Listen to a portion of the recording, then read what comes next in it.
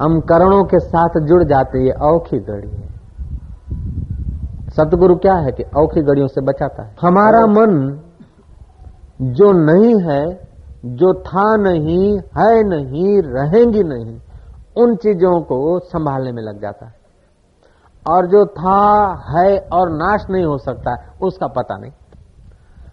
तो पहले वस्तुएं नहीं थी, पहले तुम्हारी पत्नी नहीं थी, पहले तुम्हारा पति नहीं था, पहले तुम्हारा धन नहीं था, पहले तुम्हारी गाड़ी नहीं थी, पहले तुम्हारी मोटर नहीं थी, और बाद में भी नहीं रहेगी।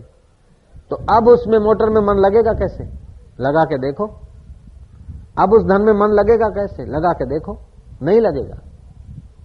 इन चीजों में मन लगाने की शक्ति नहीं है, लेकिन जहां मन लगना चाहिए उस परमात्मा का पता नहीं, इसलिए अपना मन भटकता है, लगता नहीं है। श्री राम। चंचलम ही मना कृष्णा प्रमाथि बलव दृढ़म तस्याहम निद्रम मने वायु दुष्कर। मन चंचल है, वायु से भी दुस्तर है, उसको रोकना बड़ा कठिन है।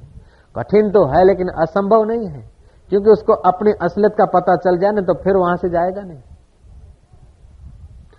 अपने आत्मा का रस आ जाए, जो पहले पहले आ जाते हैं, नए नए आ जाते हैं, उनको सत्संग में इतने समझ नहीं होती, कितना पुण्य मिल रहा है वो बेचारे नहीं समझ पाते, तो उनको पहली पहली बार सत्संग में उतना रस नहीं आता। और जो लोग जाते जाते रहते हैं तो वहां मन लगता रहता है और फिर उनको रस आने लगता है। अब रस आने लगता है तो संसार के तमाम रस फीके हो जाते, तभी तो आप सत्संग में पहुंच रहे। सीधी बात है। शब्द का, स्पर्श का, रूप का, रस का, गंध का, मान का, बड़ाई का, यश का, ये कोई भी सुख तो यहां नहीं मिलेगा। यहां मान नहीं कि इतने भी तुम बड़े हो तुम्हारी दुनिया के। सत्संग में आ गए तो साधकों के साथ, पटावाला के साथ मिनिस्टर बैठ सकता है, बैठ जाते हैं। जो कैबिन में अलाउ नहीं करते हैं एमपी लोग, जिस पटावाला को, दूसरों के पटावाला को अपने कैबिन में अलाउ नहीं करते, वैसे पटावाला सत्संग में आके बैठेंगे तो उनके साथ में बैठना होगा। मन बड़ाई तो छूट जाती है ना। तो ये 8 प्रकार के सुख छूटते हैं, क्योंकि असली सुख की थोड़ी झनकार सुनते हो। श्री राम। असली सुख की थोड़ी केवल खबर सुनते हो तो 8 प्रकार के सुख तुमको बांध नहीं सकते, तुम्हारा मन खींच नहीं सकते। श्री राम। अब असली सुख की खबर सुनने से 8 प्रकार के सुख फीके पड़ जाते हैं, तो असली सुख में डट गए, फिर 8 प्रकार के सुख तुम्हारे हाजिरी में 24 घंटा मौजूद रहे, तभी भी आपको बांध नहीं सकते। वे द्वंद्वों में आप चलित नहीं हो सकते। जिन्होंने आसक्ति दोष को जीत लिया है, जिनकी परमात्मा स्वरूप में नित्य स्थिति है। हकीकत में हमारी परमात्मा में नित्य स्थिति है, ईश्वर में स्थिति करनी नहीं पड़ती। ईश्वर में हमको ईश्वर मिल जाए या हम भगवान में डट जाएं, भगवान में तो आप डटे हुए हो, आपको पता नहीं। श्री राम। और संसार से आपका संबंध विच्छेद है, लेकिन आपको पता नहीं। ऐसी कौन सी घड़ी है जो तुम परमात्मा से अलग होकर जिंदे रह सको?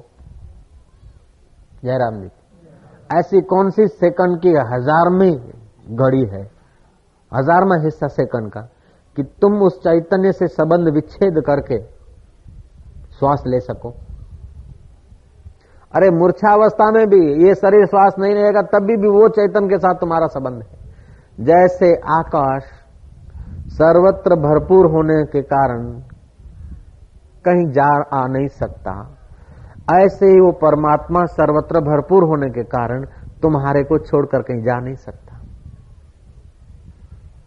घड़ा कितना भी भागे लेकिन आकाश से बाहर नहीं जा सकता। घटाकाश, घड़ा उठा के आप कितना भी दूर ले जाओ, लेकिन आकाश से उसको अलग नहीं कर सकते। और आकाश कितना भी न चाहे, घड़े को अपने में रखना न भी चाहे, तभी भी घड़े से बाहर आकाश जा नहीं सकता। ऐसे ही वो परमात्मा का स्वरूप है, लेकिन उसका पता नहीं। ईश्वर को तुम नहीं जानते, तभी भी वो तुम्हारा है। जय जय। ईश्वर को नहीं मानते, नहीं जानते, तभी भी तुम्हारा है। और जगत को खूब पकड़ के रखोगे, वो तुम्हारा था नहीं, है नहीं और रहेगा नहीं। अगर तुम्हारा होता तो अगले जन्म के बेटी बेटा रुपए पैसे रहते, तुम्हारा होता तो बचपन रहता, बचपन चला गया। तुमसे पूछा क्या? आया बचपन के रहो, तोतड़ी तोतड़ी भाषा जरा, भाई रुक जा। बोले स्वामी जी हम ओवर टाइम नहीं करती हूँ। मैं जा रान तू जाती हो। आई जवानी में क्या जवानी दीवानी है, चाहे योग करो चाहे भोग करो सफलता मिलती है, बल होता है, जवानी तू रहेगी।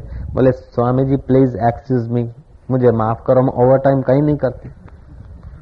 आ रहा बुढ़ापा, क्या हाल है? बोले हम तो लेके ही जाते।